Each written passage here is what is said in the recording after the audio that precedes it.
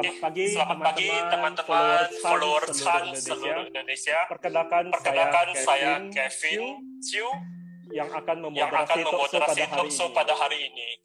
Ya, pada kesempatan Pada kali kesempatan ini kali ini saya berkesempatan untuk bertemu dengan dengan Pak Pak Agus. Beliau adalah salah satu founder Chan Indonesia. Indonesia. Nah, sedikit tentang tentang profil profil beliau. pada tahun Pada tahun 2000 beliau rutin pergi ke New York untuk mengikuti retreat Master Seng Yen, yaitu guru besar Chan Dharmadra Mountain. Dan tahun Dan 2001, tahun 2001 beliau diminta untuk menuliskan buku, menerjemahkan bukunya Master Seng Yen ke bahasa Indonesia dan menerbitkannya. Maka beliau membuat penerbit Suung. Ini salah satu bukunya. Ini adalah kakek guru kita yaitu Master Seng Yen. Judulnya adalah Jejak Langkah di Atas Salju. Autobiografi beliau. Nah, ini adalah buku Suyun. Yaitu Master Suyun adalah gurunya kakek guru kita. Gurunya Master Seng Yen. Ini juga terbitannya Pak Agus.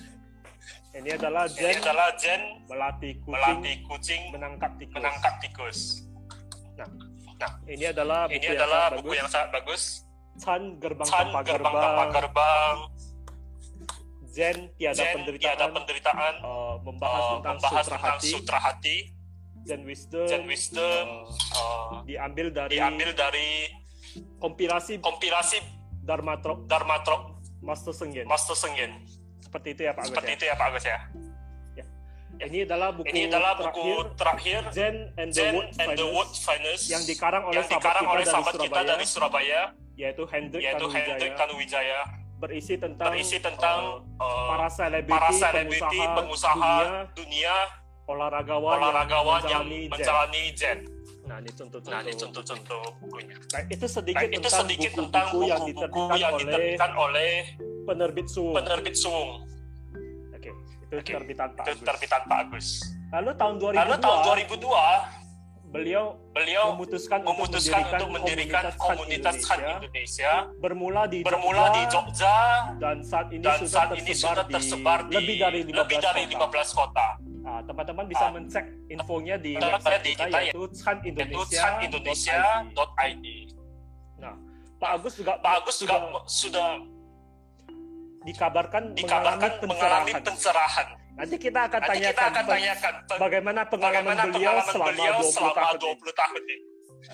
Oke, baik teman-teman, saya lihat sudah banyak yang join. So, mari kita mulai saja. Please welcome Pak Agus Santoso.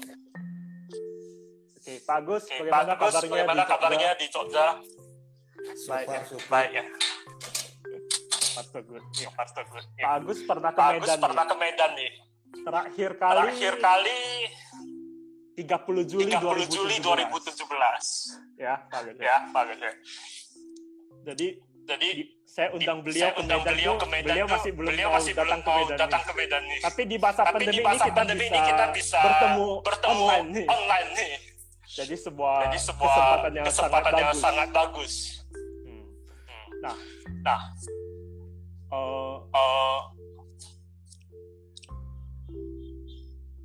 Pak Agus di Jogja masih sitting group masih jalan atau sejak pandemik ya libur.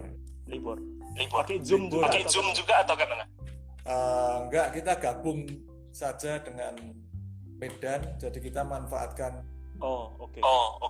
platformnya yang dibikin Medan setiap Kamis dengan Sefu Boyen, jadi kita ikut aja malah bareng-bareng.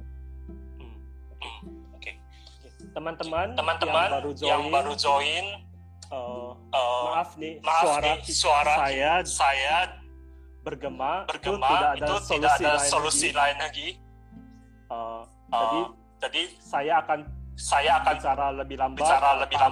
Pak Agus juga akan pause sejenak. Itu aja. Ya. Kalau suara saya bergema atau enggak? Enggak. Oke, nggak apa-apa ya. Oke, nggak apa-apa ya. Oke, Pak Agus, hari ini Pak kita Agus, akan hari ini kita akan bahas satu satu fenomena yang mungkin yang mungkin dialami teman-teman baik yang baru maupun yang sudah berpengalaman, yaitu fenomena terjebak merasa bermeditasi. Nah, kira-kira seperti ini. Saya sih sudah bermeditasi 5 tahun, 10 tahun. Tapi kok gitu-gitu aja ya? Kok gak ada perubahan di hidup saya? Setuju ya teman-teman? Bahwa tujuan bermeditasi agar kita mendapat perubahan positif. Seperti menjadi lebih rileks, lebih mampu berkonsentrasi, damai dan happy dalam menghadapi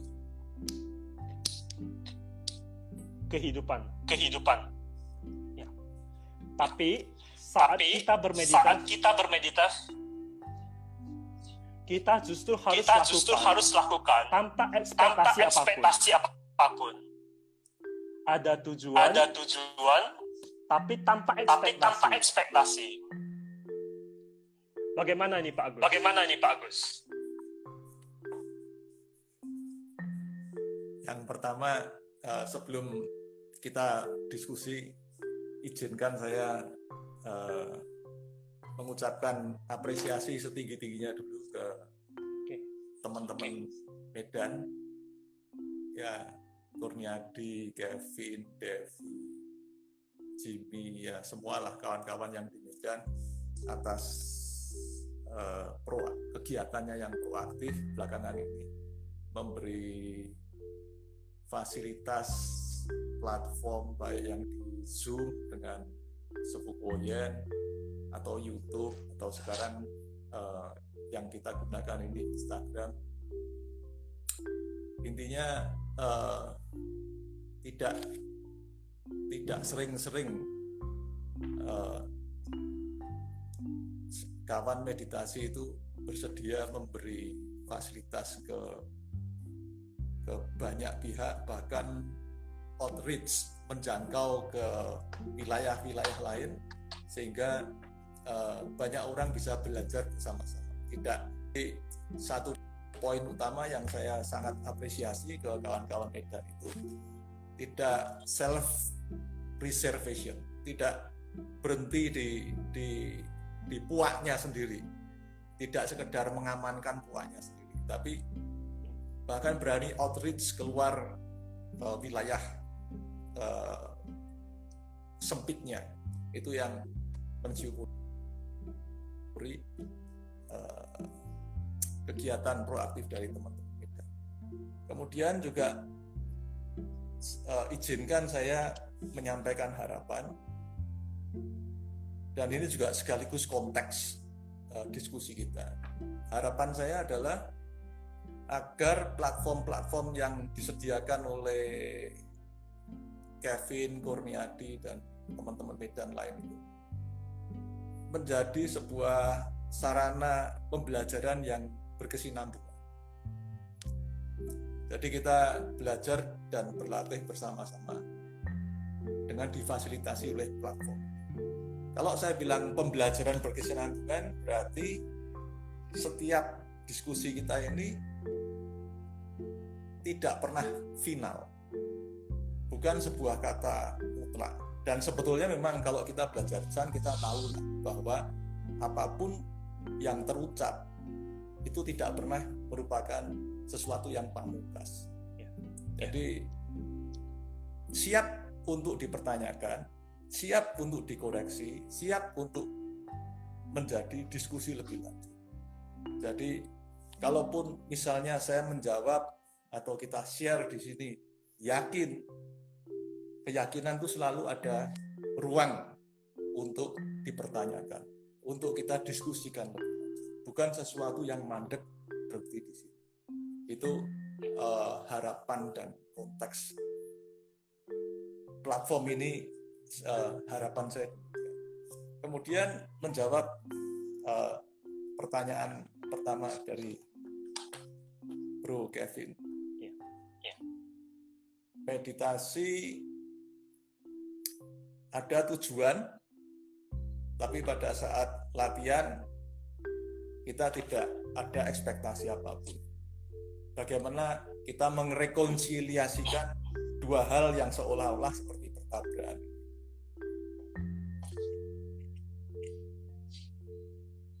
Yang pertama adalah sebagaimana semua hal dalam kehidupan adalah mutlak, kita punya tujuan yang jelas. Saya ingin mengutip satu kalimat favorit dari Nietzsche yang sering dikutip oleh psikiatris terkenal Viktor Frankl. A man searching for a meaning. Yes. Dia seorang Holocaust survivor, penyintas Holocaust. Ya udah almarhum. Bukunya dicetak sekian juta. Waktu saya beli itu 6 juta kopi. Dia Man Searching for Meaning.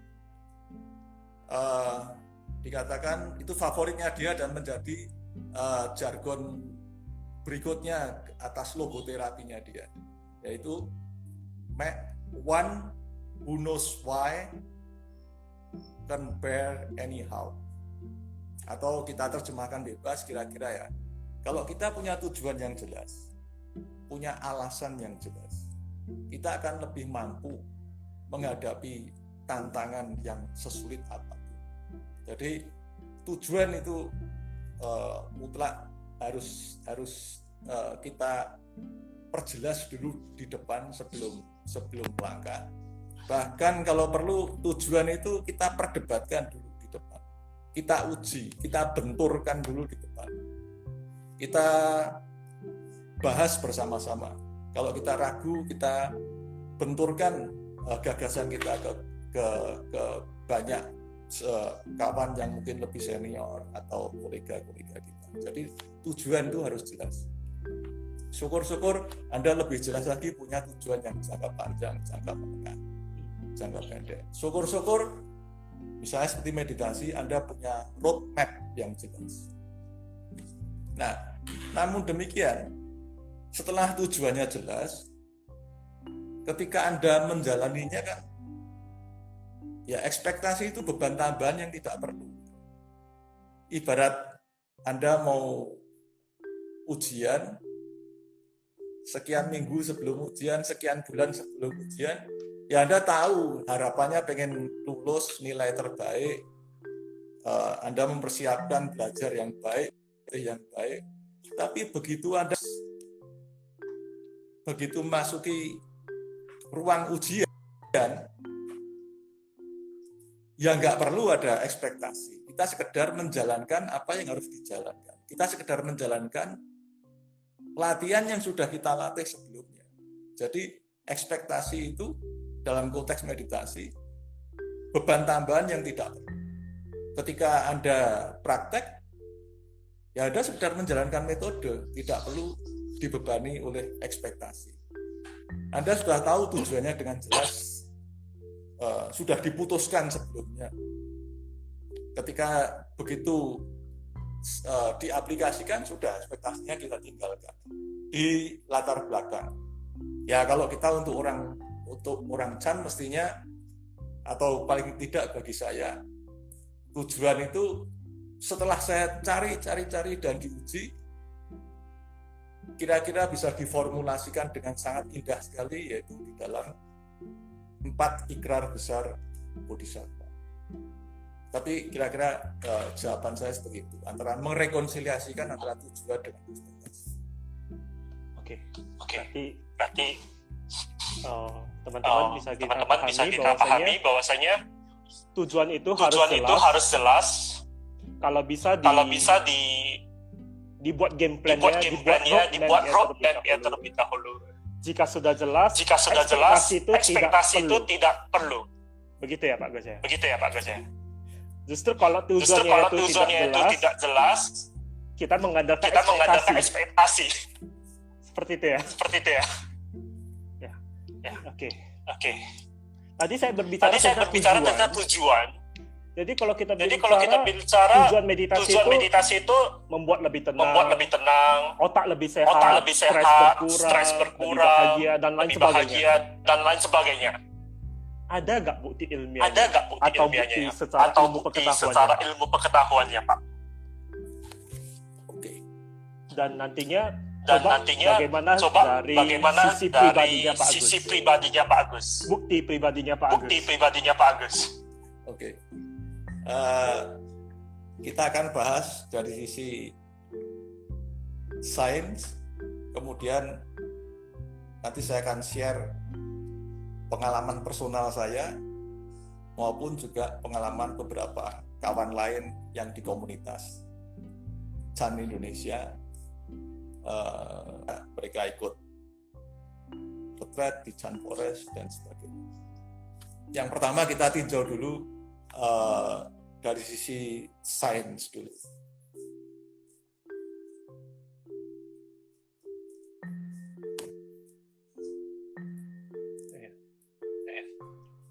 Jadi teman-teman, Pak Agus ini adalah seorang pembaca buku yang sangat hebat juga. Perpustakaannya ada ribuan buku. Ini saya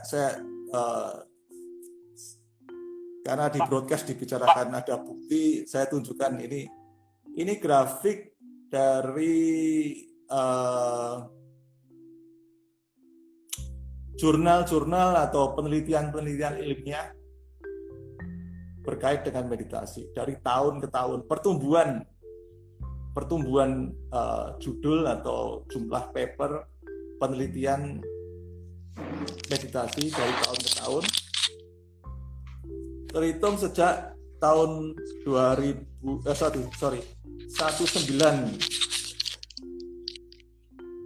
sampai 2010. Jadi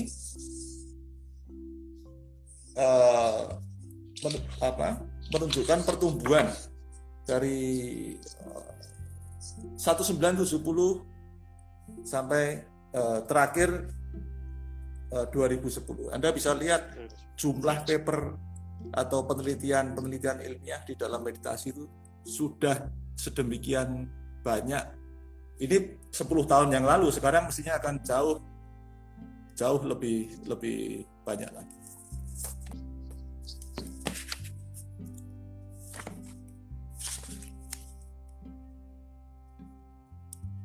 Kemudian ini hanya sekedar ilustrasi aja ya, bahwa bukti maupun keterkaitan antara sains dengan meditasi. Kemudian ini adalah grafik pasien penderita penyakit kulit psoriasis dibandingkan antara grup kontrol pasien yang tidak menjalankan meditasi dengan yang menerima treatment meditasi panduan menggunakan tape. Ketika mereka grup kontrol ini diteliti selama 4 bulan, antara dua grup ini mereka yang mendapatkan treatment atau menjalankan meditasi, recovery-nya atau penyembuhannya lebih cepat. Anda bisa lihat ini grafik yang di atas ini menunjukkan recovery yang lebih cepat. Bahkan penelitian ini sampai diulang 2 kali karena tim meditasinya itu sampai tidak percaya karena ternyata efek meditasi itu bisa mempengaruhi penyembuhan penyakit pada kasus itu psoriasis, sehingga mereka ulang lagi penelitiannya diulang 2 kali. Jadi ada 2 kali penelitian karena mereka sendiri terkejut sendiri gitu. Penyakit kulit ya Pak. Ya, psoriasis. Kemudian ini adalah respon atau reaksi sampling orang yang mendapat vaksin flu. Jadi mereka yang menjalankan meditasi, imunitasnya tumbuh lebih besar dan lebih cepat. Jadi ada kaitannya meditasi dengan vaksin, dengan imunitas. Imunitasnya meningkat.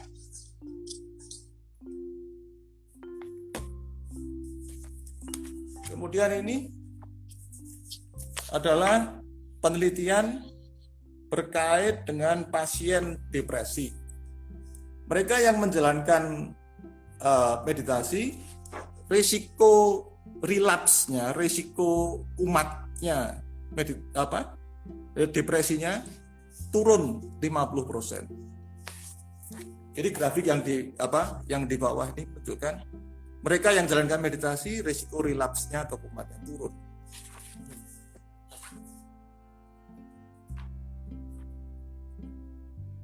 Resiko kumatnya lebih kecil ya. Ya, saya kemudian Kevin, Anda juga bisa buka misalnya Wikipedia. Anda bisa search sendiri misalnya Science of Meditation.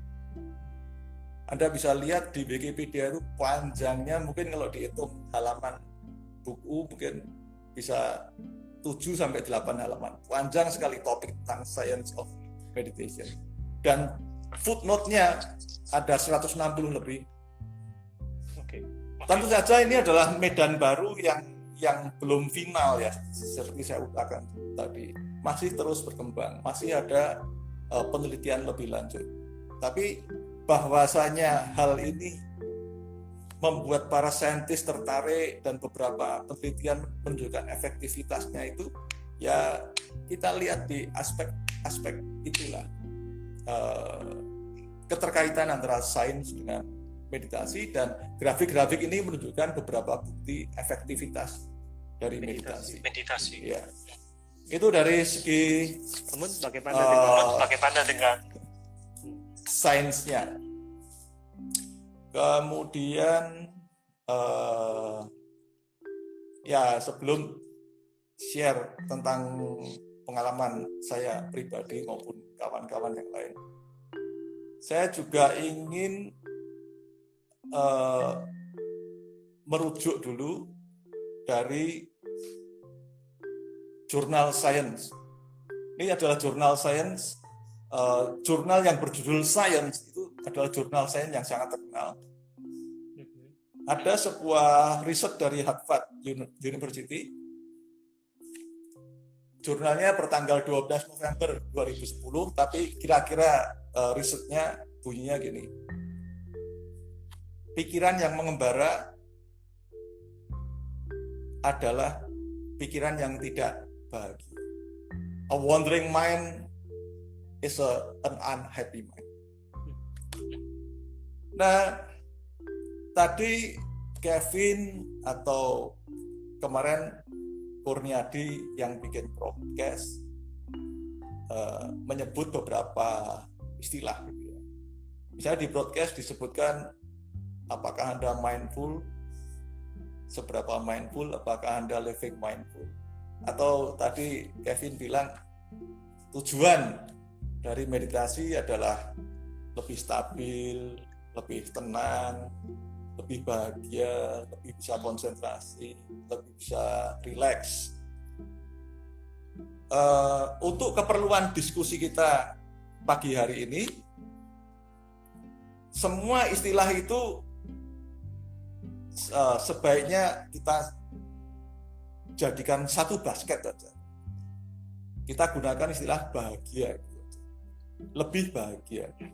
Saya mengkaitkan dengan penelitian di majalah Science tadi, itu a wandering mind is an unhappy mind. Jadi pikiran yang menyebar, yang acak, itu adalah pikiran yang tidak bahagia. Atau dengan kata lain, pikiran yang mindful, pikiran yang terkoleksi, itu adalah pikiran yang lebih bahagia. Sebetulnya kita ngomong mindful, ngomong stabil, tenang, bahagia, konsentrasi, rileks, itu sebenarnya kita ngomongin hal yang sama sebetulnya. semuanya ada kaitannya. Jadi untuk keperluan diskusi semua itu taruh dalam satu basket aja biar mudah kita ngomongnya, lebih bahagia. Tentu saja kata persepsi. Ya, menyampaikan persepsi. Tentu saja kata bahagia ini bisa kita bahas panjang lebar, tapi sementara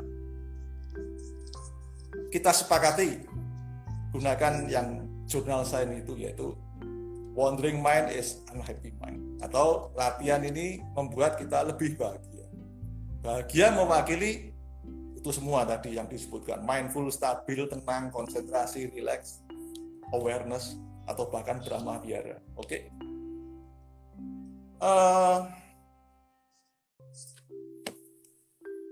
Sekitar 2 atau 3 tahun lalu, saya di setting group Jogja, ada beberapa kawan yang kadang tanya, Pak Agus, apakah latihan Pak Agus sekian lama itu, Pak Agus bagaimana merasakan efeknya terhadap kehidupan pribadi Pak Agus? Saya jawab, oh ya, saya latihan meditasi yang membuat saya lebih stabil, lebih tenang, tidak terlalu mudah tergoncang. Ya saya menggunakan term-term yang tadi Kevin sebut itu, artinya lebih bahagia ketika meditasi, lebih bisa berkonsentrasi, lebih bisa kembali ke metode. Kemudian kawan yang lain juga tanya lagi hal yang kurang lebih sama. Kawan yang lain kemudian juga bertanya lagi hal yang kurang lebih sama. Ada yang kawan lain yang bertanya lagi, Pak Agus, kita sama-sama retret. Pak Agus ada beberapa pengalaman meditasi yang mendalam. Terus efeknya gimana pengalaman di retret itu ke kehidupan saya? Ya jawaban saya kurang lebih begitu. Saya bilang,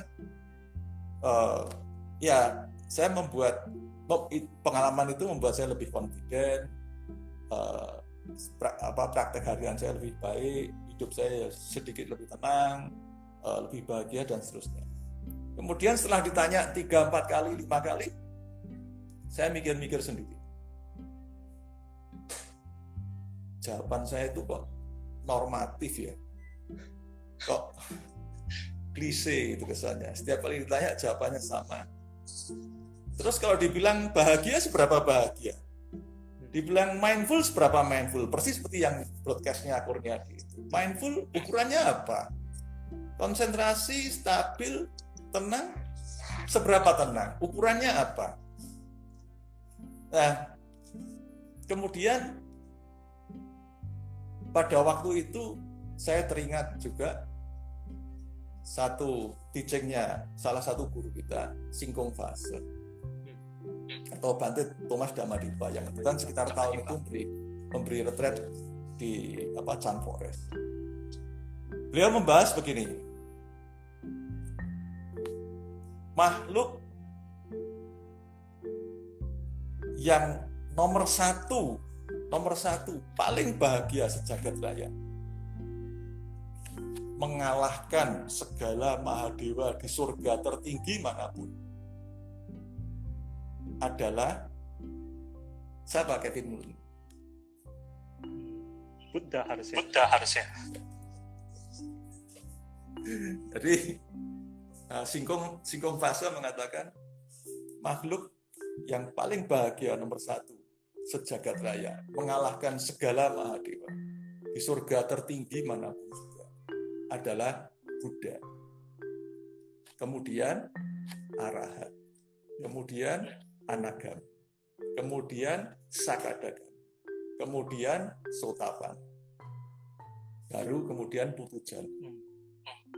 Nah, pada diskusi yang dibahas oleh Singkong Fase itu, beliau membahas tentang level-level meditasi, sehingga saya langsung mengkaitkan itu dengan 7 tingkat perkembangan meditasi yang sering dibahas oleh Master Sheng Yen, atau Kapanari Medan juga bahas dengan narasumber Nini 7 grafik itu.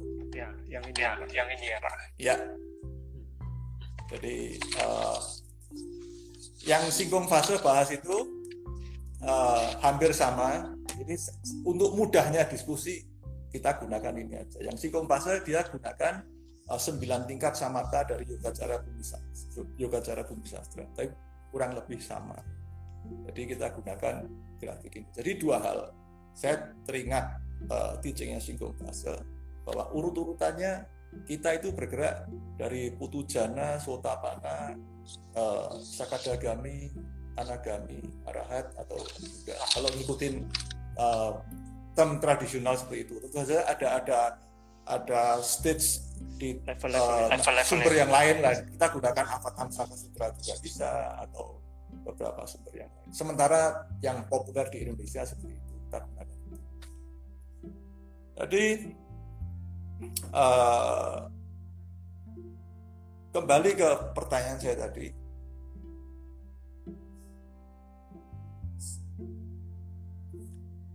Singkong fase mengatakan pikiran yang bahagia adalah pikiran yang mampu kokoh menerangi objek meditasi yang dikehendaki. Tentu saja ini logika biasa aja. Kalau pikiran kita mudah terseret ke sana kemari atau jatuhnya ke area stres, depresi, ya pikirannya stres dan depresi.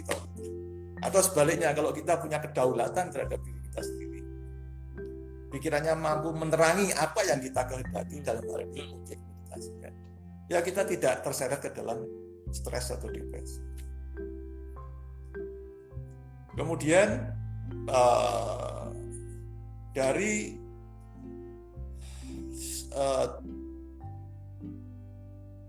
skema 7 tingkat itu, saya refleksi ke diri saya sendiri. Ya, saya refleksi ke diri saya sendiri. Perjalanan saya ketika saya latihan meditasi 12 tahun atau bahkan mungkin 15 tahun pertama, serba nggak jelas, bahkan saya nggak tahu saya posisinya di mana. Ya, kira-kira lebih banyak di 1-2 ya 1-2 lebih banyak di satunya kira-kira gitu. Kemudian di tahun 2011 di retreat Chan Forest, ya setelah sekian belas tahun saya berlatih dengan Sifu Wojun, saya ada satu pengalaman bagus di retreat tersebut. Yang mana Sifu Wojun pada saat itu juga tidak nyebut itu pengalaman. Hanya beliau bilang, ya pengalaman bagus gitu. Pada tahun yang sama, 2012, kita rombongan pergi ke Kuala Kubu Baru, ikut retreatnya Sifu Cichen. Saya juga mengalami sejenis itu juga, seperti yang dengan Sifu Wojun. Nah, di retreatnya Sifu Cichen, saya minta tolong Sister Rohana yang aktif di Ikayana Serpong untuk translate. Sifu Cichen bilang, yang aku alami ini unified mind. Jadi kalau di grafik ini adalah nomor 6. Sehingga saya, kemarin berarti yang dengan Sifu Wojun nomor 6 gitu kalau di skema ini. Itu pada tahun yang sama, tahun 2012. Kemudian tahun berikutnya 2013, 2014, 2015, saya mengalami lagi, selalu, boleh dibilang di retreat itu selalu mengalami lagi dan lagi dari sisi yang berbeda, dengan kedalaman yang berbeda, frekuensinya rutin. Terus sampai retreat yang terakhir kemarin 2019. Sehingga secara kuantitatif, ini kita ngomongin sains, mau nggak mau ngomongin bukti, mau nggak mau terpaksa harus antara lain menggunakan hal-hal yang sifatnya material, sifatnya yang kuantitatif, nggak bisa dihindari gitu. Secara kuantitatif, kasus Agus, saya berani bilang meditasi ini efektif, karena kejadiannya secara kuantitatif saya ngalami kemajuan yang terukur, jadi manjur dan terukur. Tidak hanya sebatas di retret, kemudian sekitar tahun 2015-2016 pengalaman semacam itu juga terjadi di kehidupan sehari-hari di luar setting retret. Kemudian tidak hanya sekedar saya. Di tahun 2012, 2013 mungkin cuma saya pada saat di retret itu. Tapi kemudian 2014, 2015 dan seterusnya ada kawan-kawan yang lain juga. Ada Ko Hakim, ada Pak Pascal. Belakangan ada Sugi atau Nini, ada Ko Jemi. Siapa lagi? Ada banyak lah. Banyak. Nah, berarti realistis ini. Iya. Bahkan di tahun 2019 2 kali retret terakhir lah, 2 atau 3 kali retret terakhir dari 35 peserta ada sekitar 12 yang ngalamin unified mind. 30% dari peserta itu terjadi di 2 retret terakhir. Tidak hanya unified mind, bahkan di retret terakhir beberapa kawan mengalami satori yang di level 7. Dan itu juga dikonfirmasi oleh sepunya. Dan jadi saya bilang secara kuantitatif manjur dan terukur. Di samping itu tentu saja kita ngomong manjur dan terukur itu kalau kita di tradisi Chan, pengalaman ini checkingnya tidak sekedar pribadi tapi ya dikonfirmasi oleh teachernya. Yang saya alami, kejadiannya di retret beberapa teacher yang berbeda. Dan saya konsultasinya juga verifikasinya tidak cuma dengan satu teacher, tapi dengan beberapa teacher, dengan Sefu Wojun, dengan Sefu Cicen, dengan Sefu Woyet, dengan Singkong Fase, dan beberapa bahkan saya dengan teacher yang lain di luar tradisi Chan. Prinsipnya mau dibilang itu dangkal atau menengah atau mendalam, minimal saya berani bilang pengalaman tersebut karena diverifikasi oleh banyak teacher, minimal saya berani bilang itu bukan halu-halu saya sendirilah, bukan halusinasi saya sendiri, minimal. Begitu pula beberapa yang dialami oleh beberapa kawan lain tadi saya sebut ada Ko Hakim, Ko Jemi, Johan, Sugi, Nini, beberapa kawan yang lain. Nah, bahkan kalau untuk kasus Sifu Wojun yang namanya konfirmasi ini beliau lakukan di publik, ada rekamannya, tidak one to one gitu, tapi di depan publik. Jadi bahwa saya itu orisinil atau enggak ya pada saat itu di depan publik verifikasi. Nah, untuk kasus saya dan kasus beberapa kawan, saya berani bilang itu efektif, manjur, dan ada ukurannya. Ukurannya ya pakai 7 tingkat itu. Artinya, 7 tingkat itu artinya seberapa terampil kita untuk dari level 1 masuk ke level 2. Ya, seberapa terampil. Kalau kita stres itu berarti ya di level 1 itu udah jelas. Stres pikirannya nyebar, acak-acakan, nggak karu-karuan itu ya level 1 itu. Gitu. Nah, kalau Anda, atau gampang ngomong beginilah, kalau Anda di level nggak usah yang tinggi-tinggi lah. Anda di level 4 atau 3 aja itu sudah bukan stres. Nggak usah ngomong tinggi-tinggi lah, Anda di level 3 dan 4 itu sudah bukan stres. Itu nggak mungkin orang stres bisa grafiknya seperti itu. Atau dengan kata lain ya kita menderita, kita susah itu ya di level 1 itu. Jadi kalau kita mau check up kebahagiaan, ya dicek aja pakai 7 tingkat itu, seberapa terampil, seberapa sering, seberapa kita bisa maju ke level tersebut, entah di 2, entah di 3, 4, syukur bisa 4, 5, 6 atau bahkan 7.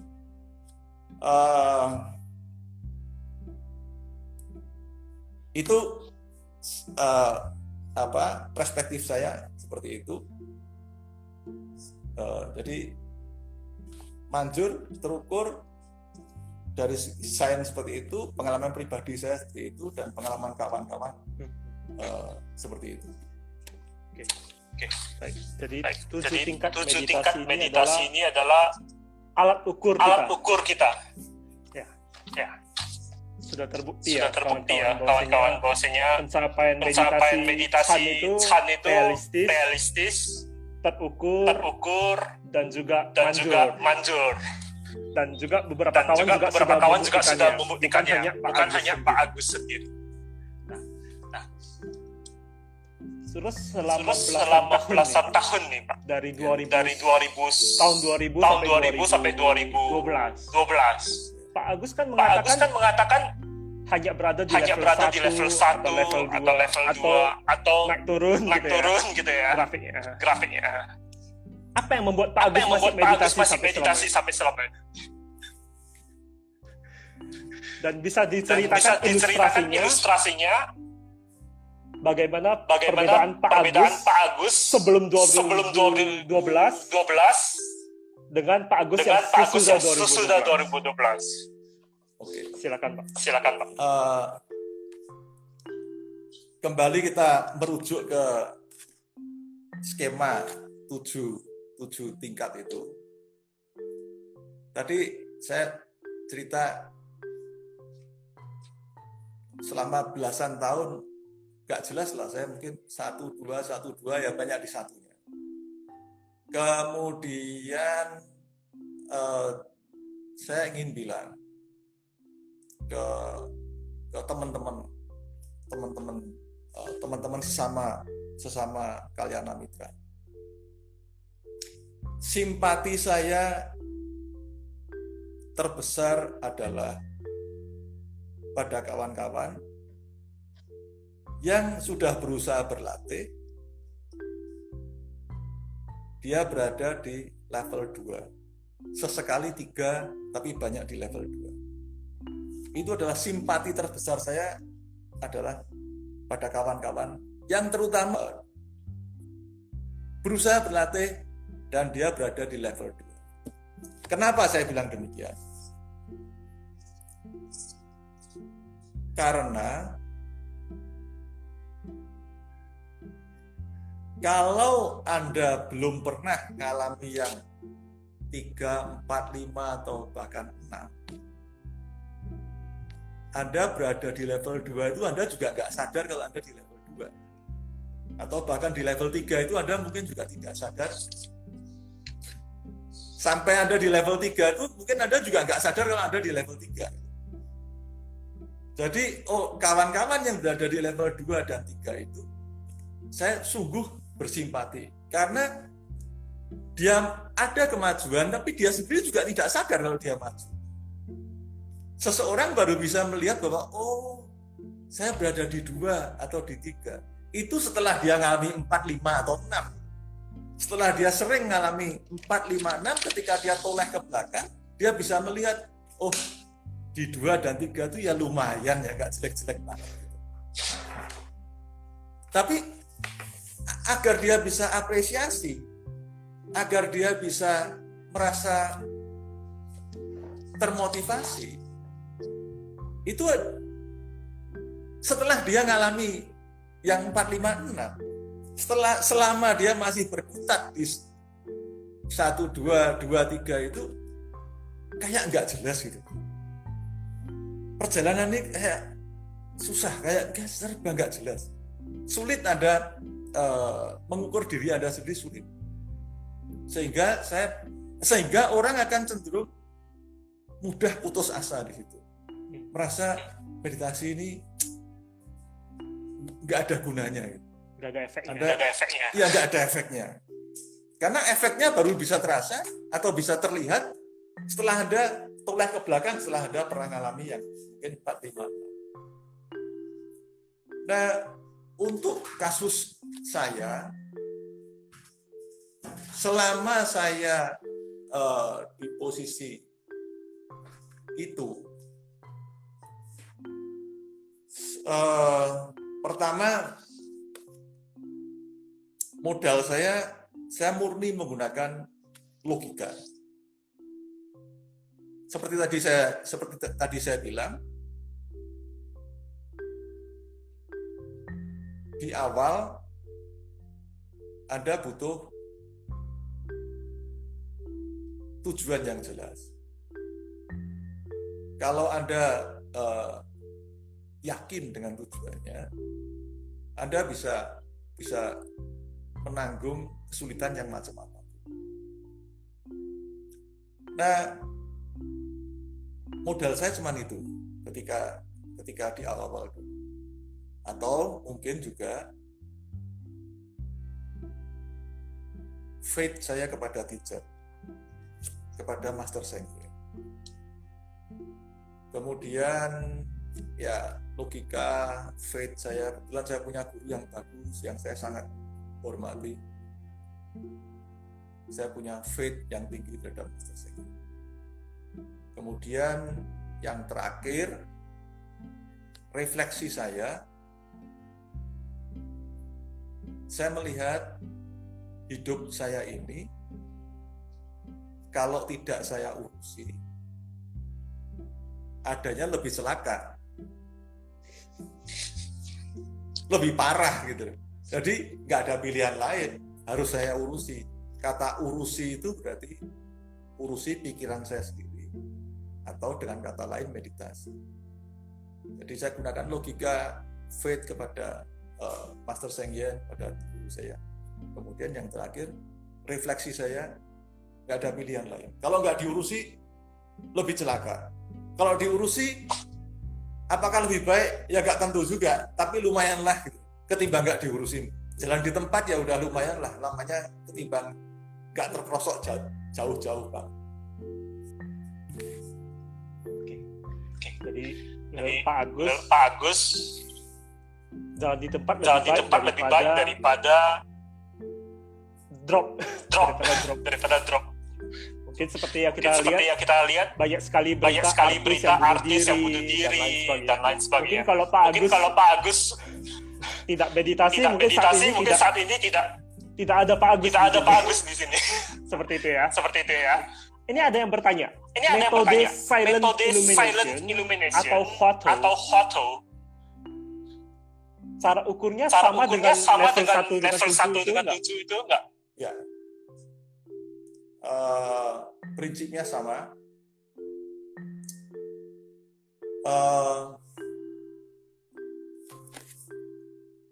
Saya bahas Huatou atau ya. Saya bahas dulu Huatou maupun silent illumination. Begini. Dua-duanya ini grafik 1 sampai 7 ini berlaku untuk semua. Anda mau pakai metode apapun juga itu berlaku gitu. Berlaku umum. Untuk gambar tersebut kebetulan samplingnya, metodenya menggunakan counting the breath. Tapi sebetulnya itu berlaku untuk semua metode. Untuk kasus misalnya Huatou atau sebetulnya sama juga silent illumination. Saya bicara dulu Huatou. Untuk kasus Huatou, belakangan ini teacher menganjurkan Anda baru praktek Huatou setelah Anda berada pada posisi 5 atau 6. Ya, 6 paling tidak 5. Jadi kondisinya pikiran mulai stabil, baru Anda menggunakan Huatou. Karena apa? Karena kalau Anda tidak stabil, gunakan Huatou ya percuma. Nggak ada gunanya. Karena selama Anda di level 1, 2, 3, 4, 5 itu mau pakai metode apapun juga selisihnya nggak banyak, sama saja. Jadi mau pakai apapun nggak penting lagi gitu loh. Nah, Anda bisa gunakan foto atau self illumination agar efektif, minimal Anda di 5 atau 6. Lazimnya 6 lah, teacher menggunakan level 6. Bisa juga Anda menggunakan foto sejak awal, tapi ya tidak terlalu efektif gitu. Karakternya akan sama. Waktu Anda karakternya akan sama dengan metode-metode yang lain. Nggak ada yang spesial di situ. Jadi misalnya foto itu approach-nya bisa dua. Yang pertama seperti yang dianjurkan teacher-teacher yang belakangan ini, yaitu start sejak unified mind agar efektif. Atau sejak awal Anda gunakan foto, itu juga boleh juga, tapi approach-nya lain. Ketika Anda sejak awal menggunakan foto, di awal Anda fotonya di lafal. Kayak orang Nianfo. Itu foto. Kemudian kalau silent illumination, approach-nya ya sama dengan itu. Gunakan hitung napas, ikutin following the breath, kemudian just sitting. Prinsipnya juga sama. Kalau Anda startnya dari bawah, ya sebetulnya metode apapun selisihnya nggak banyak.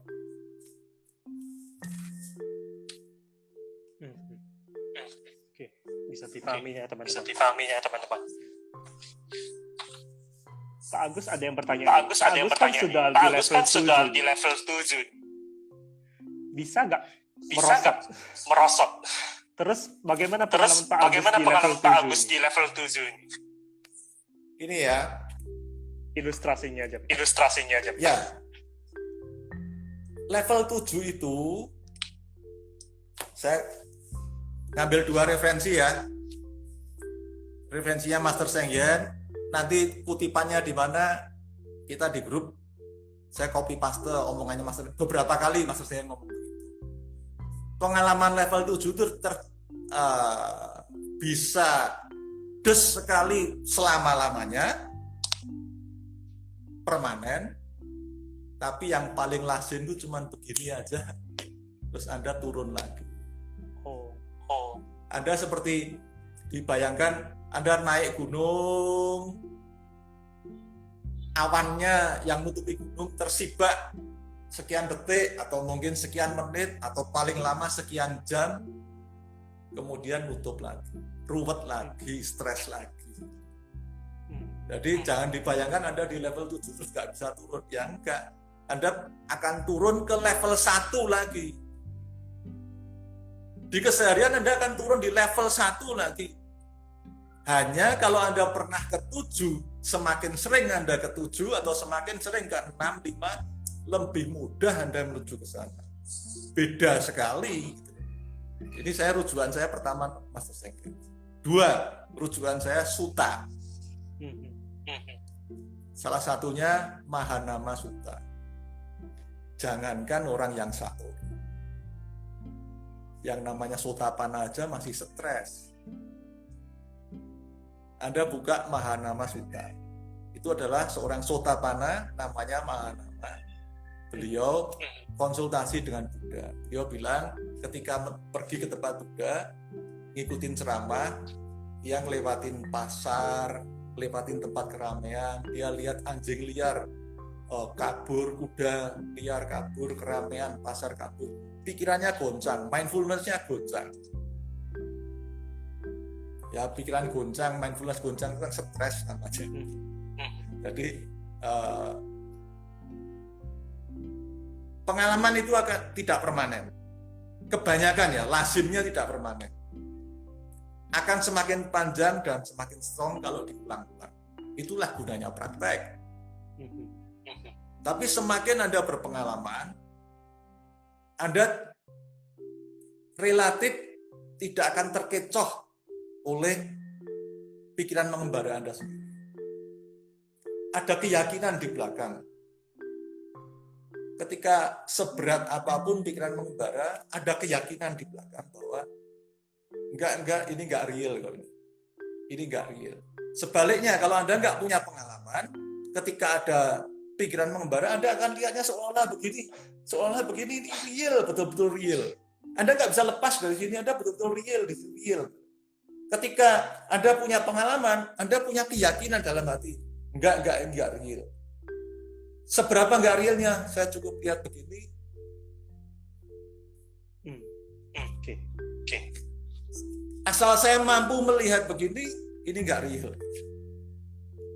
Ini hanya atau bahkan saya bisa begini, ini cuma sekedar fenomena. Ya, tapi ketika Anda di sini terus nggak bisa lepas di sini terus, ya ini real banget gitu. Ya, sangat mengganggu rasanya. Ya, real sekali ini ada di sini. Tapi kalau Anda bisa begini. Nah, masalahnya orang yang tidak punya pengalaman, dia selalu menganggap pikirannya begini, terus dia nggak bisa kemana-mana, dia begini terus. Ya.